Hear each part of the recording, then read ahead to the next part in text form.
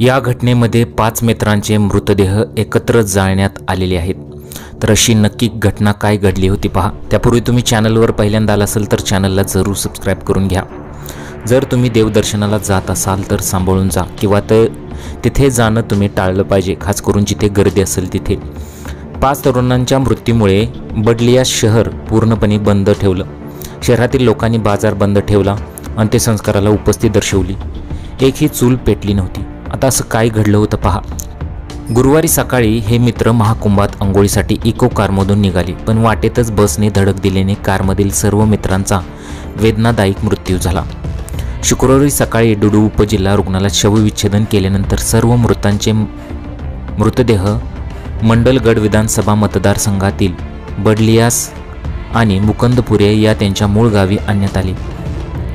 5 मृत तरुण दिनेश, नारायण, रविकांत, किशनलाल आणि मुकेश हे बडलियास गावातील रहिवासी होते।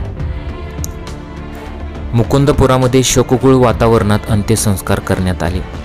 गावातील मोक्षधाम येथे एकाच वेळी 5 चिता जाळण्यात आल्या तेव्हा सर्वांचे डोळे पाणवले। यावेळी जिल्हाधिकाऱ्यांनी राज्य सरकारकडून लवकरच योग्य भरपाई देण्याचे आश्वासन सुद्धा दिलेले आहे।